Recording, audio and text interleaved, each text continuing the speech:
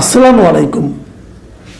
প্রিয় দর্শক, সরকার 21শে এপ্রিল একটা প্রজ্ঞাপন জারি করেছে। সরকারের স্থানীয় সরকার বিভাগ, মানে স্থানীয় সরকার ও পল্লী উন্নয়ন ও সমবায় মন্ত্রণালয়, যেটা যার মন্ত্রী হলেন আমাদের বিএনপি মহাসচিব মির্জা ফখরুল ইসলাম আলমগীর এবং প্রতিমন্ত্রী মিস্টার শাহ আলম। যাই হোক, এই মন্ত্রণালয় একটা প্রজ্ঞাপন জারি করেছে। সেই প্রজ্ঞাপনটা হলো প্রতিটা উপজেলাগুলিতে, প্রতিটা উপজেলা পরিষদের যে কমপ্লেক্স ভবন আছে, সেই ভবনে দ্বিতীয় তলায় একটা করে পরিদর্শন কক্ষ স্থাপন করতে হবে এবং সেই পরিদর্শন কক্ষ হবে ওয়াশরুম সহ, মানে অ্যাটাচড বাথ, যেটাকে বলা হয়, একটা অ্যাটাচড বাথ সহ একটা পরিদর্শন কক্ষ করতে হবে। কেন? ওখানে যে আমাদের এমপি সাহেবরা বসবেন, এমপি সাহেবদের একটা আবদার ছিল, ওনারা জাতীয় সংসদে বলেছেন যে যখন আমরা এলাকায় যাই, আমাদের বসার কোনো জায়গা নাই, কাজে আমরা উপজেলায় যখন যাই তখন উপজেলা পরিষদে যাই, ওখানে ওদের কাজের ব্যাঘাত হয়, অথবা আমাদের জন্য একটা আলাদা একটা বসার জায়গা থাকা ভালো। এটা আপাত দৃষ্টিতে ভালোই মনে হয়, আমার কাছেও ভালো মনে হয়, এটা খারাপ না, আইডিয়াটা খারাপ না। একটা রুম তো থাকতেই পারে, কক্ষ তো থাকতেই পারে, কিন্তু আপাত দৃষ্টিতে যতটুকু মনে হয় আসলে ঘটনাটা কি সেভাবে ঘটবে না। এটা হবে ক্ষমতার একটা বিকল্প জায়গা।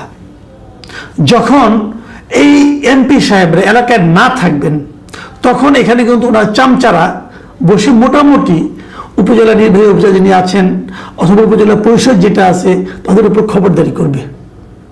এমনিতেই আমাদের দেশের স্থানীয় সরকার যে ব্যবস্থাটা আছে সেটা কিন্তু মোটামুটি বিকলাঙ্গ করে দেওয়া হয়েছে এই এমপিদেরকে তার উপর উপদেষ্টা হিসেবে বসিয়ে দেওয়ার কারণে। এমপিরা কিন্তু স্থানীয় পর্যায়ে যত রকম উন্নয়ন কর্মকাণ্ড আছে এগুলো কিন্তু স্থানীয় সরকারের করার কথা, মানে উপজেলা চেয়ারম্যানের করার কথা, সেগুলোর উপর তিনি হলেন উপদেষ্টা হওয়ার কারণে ওনার উপদেশের বাইরে আর কিছুই হতে পারে না। মানে আমি যদি সাধারণ মানুষের দৃষ্টি থেকে দেখি, তাহলে একটা উপজেলায় সবচেয়ে বড় পাওয়ারফুল লোক হচ্ছেন ওই উপজেলার এমপি, দ্বিতীয় পাওয়ারফুল হচ্ছেন উপজেলা নির্বাহী অফিসার, তৃতীয় পাওয়ারফুল হচ্ছেন ওখানকার থানার ওসি, চতুর্থ অথবা পঞ্চম স্থানে হয়তো উপজেলা চেয়ারম্যান থাকেন। কিন্তু নীতিগতভাবে যদি আমরা ধরেন, সারা দুনিয়াতেই স্থানীয় সরকার মানে স্থানীয়ভাবে সেই সরকার, এটাই হলো মূল কথা। এবং আমাদের দেশে আমাদের যে সংবিধান আছে, ধরেন সংবিধান আলাপ বাদ দেন, আমি সংবিধান তো ইচ্ছা হলে মানবেন, ইচ্ছা হলে মানবেন না, এমন একটা অবস্থায় গত 18 মাসে এই সংবিধানকে নিয়ে যাওয়া হয়েছে। কাজে সংবিধানের কথা বলে আর নিজেকেও বিব্রত না করি। আমরা যদি বিএনপি ক্ষমতায় আছে, আমরা যদি বিএনপির 31 দফা যে রাষ্ট্র সংস্কার যে তাদের দফা ছিল, আপনি যদি সেখানেও দেখেন, সেখানেও কিন্তু স্থানীয় সরকারকে শক্তিশালী করার কথা বলা হয়েছে। তারা স্থানীয় সরকারকে শক্তিশালী করবেন, যেন ওই এলাকার স্থানীয় সমস্যা, উন্নয়ন, সমস্ত কাজে সরকারি যে কাজগুলো থাকবে সেটা স্থানীয় সরকারের মাধ্যমে করা যায়। কিন্তু আমাদের দেশে কখনোই স্থানীয় সরকারকে শক্তিশালী করা হয়নি এরকম ভাবে। একজন স্থানীয় সরকার হলেন, মানে উপজেলা চেয়ারম্যান হলেন, তাকে কিন্তু যে কোনো সময় গভর্নমেন্টের পক্ষ থেকে, মন্ত্রণালয় তাকে কিন্তু ওখান থেকে বরখাস্ত করতে পারতো, সরিয়ে দিতে পারত। যে লোকটা জনগণের ভোটে নির্বাচিত হয় তাকে একজন আমলা ইচ্ছা করলে সরিয়ে দিতে পারে। এটা তো নীতিগতভাবেই এটা গ্রহণযোগ্য নয়। এভাবে কি হওয়া উচিত বলেন আপনারা? হওয়া উচিত না। আপনি এমপি সাহেবকে বলে দিচ্ছেন সব ক্ষমতা, এমপি সাহেব তো প্রয়োজনের সময় তাকে পাওয়াই যাবে না, উনি তো ঢাকায় থাকবেন, তাহলে ওনার কাছে আপনি কেন সমস্ত ক্ষমতা দিচ্ছেন? আমার সঙ্গে একবার আওয়ামী লীগ আমলের কথা বলছি, আওয়ামী লীগের সময় একজন এমপির সঙ্গে আমার একবার একটা অনুষ্ঠানে দেখা হয়েছিল, অনেকের সঙ্গে দেখা হতো তখন। তো একটা টকশোতে গিয়েছি, ওই এমপি সাহেবও আসছিলেন। তো মানে অনুষ্ঠান শুরু হওয়ার আগে কিছুক্ষণ এমনি আলাপ চাহিদা চলছিল, তখন ওখানে ওনার বেশ কিছু ফোন আসলো, এলাকা থেকে ফোন আসলো, ওখানকার উপজেলা চেয়ারম্যানও ফোন করেন একবার দেখলাম, এবং ওখানকার আরও তার দলীয় কিছু কর্মীরা ফোন করলো, কিছু উন্নয়ন কাজটা যে শুনলাম উনি কিছু পরামর্শ দিলেন। তো আমি ওনাকে বললাম যে উপজেলা চেয়ারম্যান আপনাকে ফোন করে কেন? তখন উনি হাসলেন, হেসে বললেন যে সে কি আমার অনুমতি ছাড়া কিছু করতে পারবে? আমি বলছি কেন, এটা কি ব্যক্তি হিসেবে আপনি এই পাওয়ারটা খাটাচ্ছেন নাকি পদটাই এরকম পাওয়ার? তাহলে আমাকে বললেন, দেখেন আমি একটা কথা বলি আপনাকে, একজন এমপি কাগজে কলমে যাই থাক না কেন, ভার্চুয়ালি উনি যে এলাকার এমপি, উনি ওই এলাকার রাজা বলতে পারেন। ওই যে প্রেসিডেন্ট না, প্রাইম মিনিস্টার না, রাজা। প্রেসিডেন্ট প্রাইম মিনিস্টার তো অনেক কিছু নিয়মের মধ্যে করতে হয়, আর রাজার কোনো নিয়ম মেনে করতে হয় না। একজন এমপি ওই এলাকার রাজা। তো একজন এমপির যে কি বিপুল ক্ষমতা, এটা আপনাকে আমি বলে বোঝাতে পারবো না। উনি কিন্তু নিজে একজন এমপি এবং ওই ক্ষমতার উনি ভোগ করেন। উনি এবং উনি মোটামুটি আমার পরিচিত ছিলেন এবং মোটামুটি একটু আমি তাকে সৎ হিসেবে জানতাম তুলনামূলকভাবে আর কি। ক্ষমতা এগুলো তো কেউ সৎ থাকেন না, তো ধরে নিচ্ছি উনি তুলনামূলকভাবে ছিলেন। এবং উনি আমাকে বললেন যে এই ক্ষমতাটা আমাদের দেওয়া উচিত না। আমি যে এমপি হয়ে বলছি, আমাদের হাতে এত ক্ষমতা থাকা উচিত না, একজন ব্যক্তির হাতে এত ক্ষমতা, এটা উচিত নয়, উনি বলছিলেন।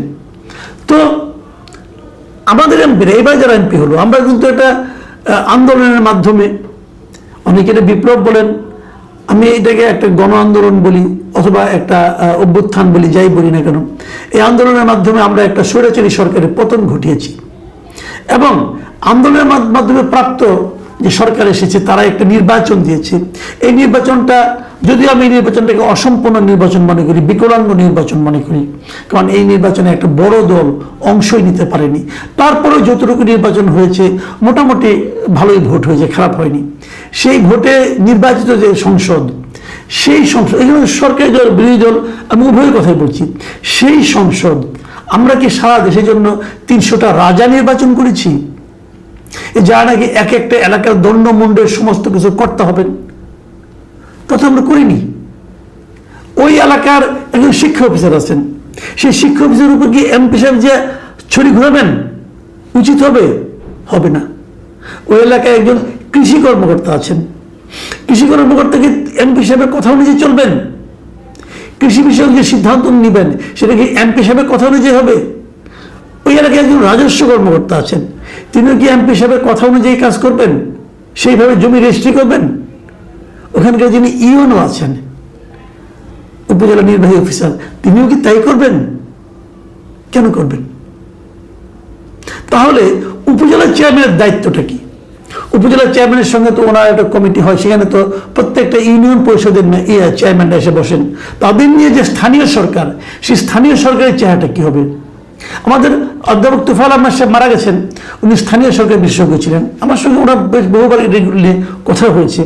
আমার দেখার মতো বাংলাদেশের স্থানীয় সরকার বিষয়ে ওনার চেয়ে বেশি লেখাপড়া জানা, ওনার চেয়ে বেশি পণ্ডিত ব্যক্তি আমি আর দ্বিতীয়টা দেখিনি।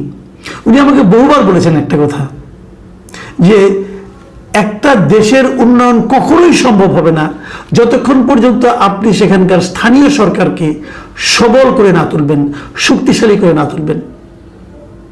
উন্নয়ন কেবল ঢাকা শহরে হবে না, উন্নয়ন স্থানীয় পর্যায়েও হতে হবে। আপনারা ভাবুন একটা জিনিস, আপনার সারাটা শরীর মনে করেন শুকনা লিকলিকি, মুখটা মাথাটা ফুলে এত বড় হয়ে গেছে, এটা কি আপনার স্বাস্থ্যের লক্ষণ নাকি অসুস্থতার লক্ষণ নাকি রোগের লক্ষণ?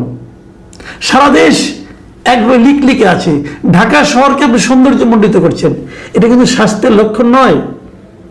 দেশে উন্নত হবে না, বরঞ্চ আমি মনে করি স্থানীয় সরকারকে আরো পাওয়ারফুল করতে হবে।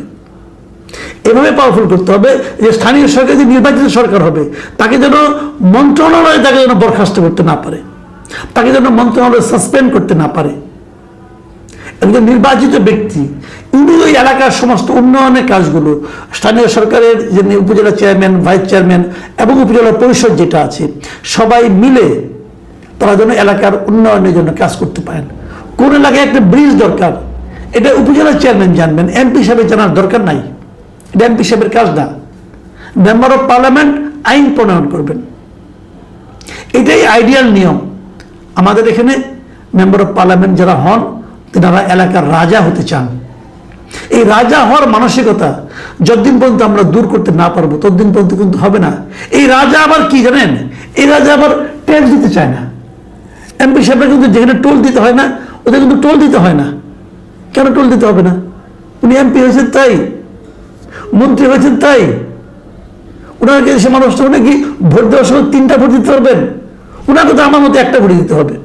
আমাদের সংবিধানে যেটা বলা হয়েছে, দেখুন মাঝখানে ওনারা একটা আইন করে নিয়েছে, আইনটা এখনো আছে, যে তারা ট্যাক্স ফ্রি গাড়ি দিবেন। মানে আপনি একটা গাড়ি কিনতে গেলে আপনাকে ট্যাক্স দিতে হবে, কিন্তু এমপি সাহেব একটা গাড়ি কিনতে গেলে ওনাকে ট্যাক্স দিতে হবে না। যদি এবার মৌখিকভাবে সব এমপিরা বলেছেন তারা ট্যাক্স ফ্রি গাড়ি নেবেন না, প্লট নেবেন না, যদিও বলেছেন, কিন্তু এটা কিন্তু এখনো আইনটা কিন্তু এখনো রয়ে গেছে।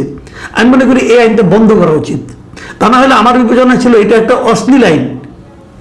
সংবিধান বলেছে সকল নাগরিকের সমান অধিকার, আর এমপি সাহেবের অধিকার বেশি, ওনাকে ট্যাক্স দিতে হবে না কেন? এখন তারা চাচ্ছেন আমাদের একটা গাড়ি দিতে হবে, যে গাড়ি নিয়ে আমি সরকারি গাড়িতে চলবো। কেন? আপনাকে তো যাতায়াত ভাতা হিসেবে 70,000 টাকা দেওয়া হয়, তাহলে এই টাকাতে আপনি কি করবেন? আপনাকে যদি সরকারি একটা গাড়ি দেয় তাহলে 70,000 টাকাতে আপনি কি করবেন? আপনি গাছেরটাও খাবেন, তোলারটাও করাবেন? এটা হয় না। আমি মনে করি সরকারের এই ব্যাপারে, আমি এখনো মনে করি, আমি মাননীয় প্রধানমন্ত্রীকে বলছি যে ওনার মধ্যে, ওনার কর্মকাণ্ড, ওনার কথাবার্তায় আমার কাছে মনে হয়েছে উনি সাধারণ মানুষের পর্যায়ে থাকতে চান। এবং আমি বলবো আপনাকে, আপনি যেখানে থাকতে চান আপনার মন্ত্রী এমপিরাও যেন সাধারণ মানুষের পর্যায়ে থাকে, সেই ব্যবস্থা করেন। ওই এক একটা জায়গায়, এক একটা এলাকায় এক একজন রাজা হিসাবে নিজেকে চিন্তা করার যে মানসিকতা, এই মানসিকতাটা ওনাদের মাঝখান থেকে দূর করার দায়িত্ব এই সরকারের, এই প্রধানমন্ত্রীর। প্রিয় দর্শক, এখন এ পর্যন্তই। আল্লাহ হাফেজ।